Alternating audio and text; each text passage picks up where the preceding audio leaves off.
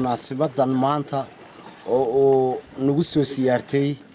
Dr. Saalax Warsame Aadan kula yimid meeshan karin oo uu hore uga fuliyay maxadkan iyo masaajidkan iminkana uu doonayo in uu wixii uu u raadin karo u raadiyo wafdida la socotay oo ay ka mid yihiin gudoomiyaha wasaaradda waxbarashada Anis Saalax Xaaji Xasan gudoomiyaha wasaaradda beeraha suduha wasaaradda beeraha Maxamed Yuusuf Degel uu ka mid yahay suduha wasaaradda dhirta iyo daaqa Xuseen Ismaan Xasan oo uu ka mid yahay gudoomiyaha jaamacadda Sanaag University Professor Ali Cabdi Hurre oo uu ka mid yahay Ibrahim Xaaji Faarax Doodi oo uu ka mid yahay xildhibaan Jaamac Jibriil Jaamac oo uu ka mid yahay Xaaji Saciid Warsame Aadan oo uu ka mid yahay Yuusuf Ismaan Xasan runtii waxyaabaha uu qabtay Masar Saalax oo waxa aad u la yaab leh walbajooga reer Sanaag waxaan u sheegaynaa horta Saalax ka hor inaan ciidamo wax ka qaban dalka Saalax oo kale noqda hadda waxaysan Saalax soo dhiiba ana waxaan siri wax dadka reer Sanaag wax ma malaayeen reer Burco reerkiisa malaa wax talaan baan siri runtii wax la yaab leh meeshan oo ahayd tuulo yar oo laba cariish ka dhisantay ahayd ayaa Saalax ka sameeyay masaajidka iyo maxadka maanta wuxuu ka mid yahay Sanaag 200 oo iskuul ba ka jira Sanaag maanta saddexda iskuul ee ugu horumarsan bay ka mid tahay karintu ka mid tahay loogi waa iskuulka qura noo xiriirsan oo loo ilaahay noo xiriirsan waa goobta ballanqaad buura waxaanu ka haynaa sanadkan inaanu ka dhisi doono anagu 4 fasal aanu ka dhisi doono dugsiga hoose dhexe inshallah waxaanu leenahay Allah ku karab galo waa ku soo dhaweynaa wax wanaagsan baad qabatay waxay ma kala karin wali horta dadku wuxuu ku dagaa meesha laba qof dagaan ma noqoto haddaan meesha biyahay sax haddaan biyahay dagaan ma noqoto dadku wuu ka tagaa uu iska dhaqaaqa uu ka guuraa marka inshallah waxa ugu horeeyay la qabanaya xawii in riig biyaan loo doono dadkan kale oo meel taagan ku taala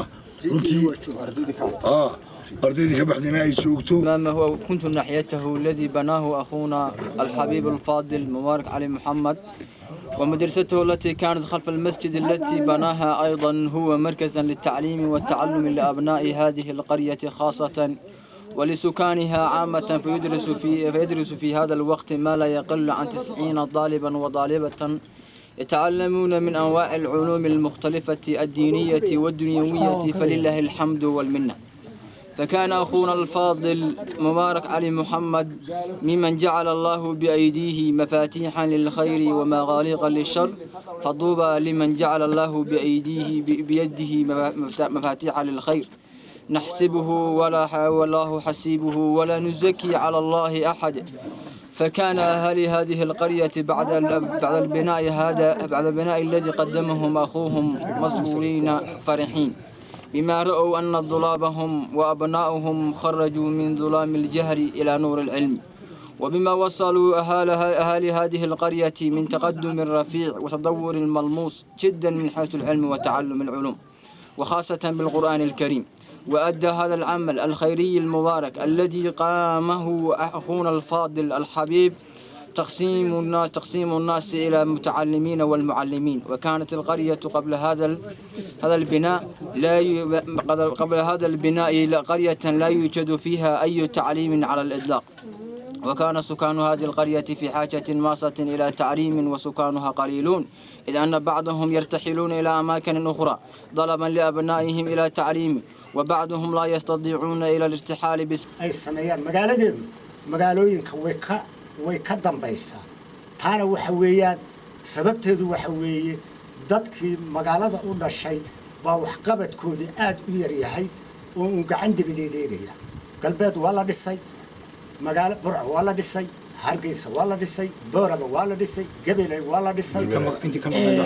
Laascaanood waa la dhisay